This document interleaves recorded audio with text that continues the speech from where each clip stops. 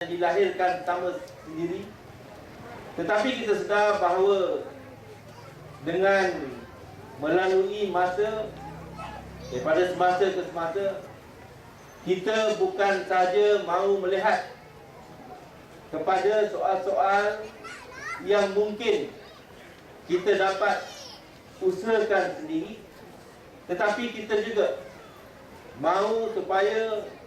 perkara-perkara yang lebih besar, perkara-perkara yang lebih luas, perkara-perkara yang mungkin kita tidak dapat tampung sebagai individu dalam masyarakat, sama ada secara individu ataupun secara bermasyarakat di sini. Maka atas sebab itulah kita perlu fikirkan satu kaedah yang terbaik bagi kita mendapat memenuhi hasrat dan matlamat supaya perkara-perkara yang lebih besar dan lebih luas dapat kita sama-sama jayakan. Maka saya percaya atas sebab itulah penduduk di kawasan ini mengambil keputusan untuk mewujudkan sebuah UMNO cawangan. Dan dengan adanya sebuah UMNO cawangan, ia akan menjadi sebahagian daripada keluarga dalam UMNO bahagian Pasir Gudang, yang mana kebetulannya saya juga menjadi ketuanya, dan yang mana sudah tentulah dengan wujudnya satu UMNO cawangan di sini, maka dengan sendirinya ia akan menjadi jambatan dan saluran antara parti dan kepimpinan di peringkat bahagian dengan penduduk yang menganggotai dan juga yang memberi sokongan kepada wujudan UMNO cawangan di sini. Pendek kata, melalui wujudan UMNO cawangan kelak, ia bukan sahaja akan merupakan mewujudkan hubungan antara pihak bahagian wakil rakyat dengan penduduk, tetapi ia menjadi saluran mengenai apa sahaja perkara, mengenai apa sahaja hasrat dan apa sahaja kehendak penduduk-penduduk dalam kawasan ini, supaya dapat diberi perhatian, supaya dapat diberi pertimbangan oleh sama ada pihak kerajaan ataupun pihak wakil rakyat. Pada masa yang sama, melalui wujudan dan penyertaan serta sokongan kita kepada perjalanan sebuah cawangan parti dalam kawasan kita, maka dengan sendirinya juga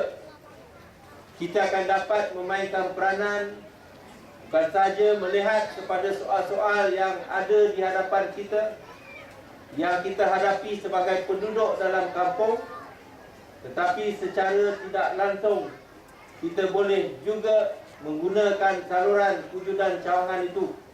untuk kita memberi pandangan dan cadangan mengenai apa sahaja, termasuklah soal-soal di peringkat kebangsaan. Inilah sebenarnya kelebihan yang ada apabila kita mewujudkan sebuah cawangan di kawasan kita, supaya kita dapat sama-sama memberi sumbangan kepada perkara-perkara yang bukan sahaja meliputi dan memberi kesan kepada kedudukan kita dalam kampung kita, tetapi mengenai pelbagai perkara yang boleh menyumbang kepada kemajuan, pembangunan dan juga kejayaan sama ada negara kita dan maupun bangsa kita dan juga agama kita. Dan saya percaya penduduk-penduduk di Jalan Gelam, sama ada yang menyertai ataupun yang memberi sokongan kepada UMNO, akhirnya akan benar-benar memberi manfaat terhadap usaha kita bagi mewujudkan sebuah UMNO cawangan dalam kawasan ini, insya-Allah, yang akan kita sama-sama jayakan kelak. Dan inilah yang kita harapkan daripada penduduk-penduduk, supaya sentiasa memberi sokongan dan memberi kerjasama kepada pemimpin-pemimpin yang diangkat oleh tuan-tuan dan puan-puan supaya mereka benar-benar berkesan dalam mereka melaksanakan tanggungjawab dan kewajipan dan dalam mereka berurusan, sama ada dengan kepimpinan di peringkat bahagian, sama ada dengan wakil rakyat dan sebagainya. Saya selaku Ketua UMNO bahagian dan selaku wakil rakyat ahli parlimen memberi jaminan bagaimana saya telah beri jaminan kepada mana-mana kawasan, kepada mana-mana penduduk, kepada mana-mana cawangan,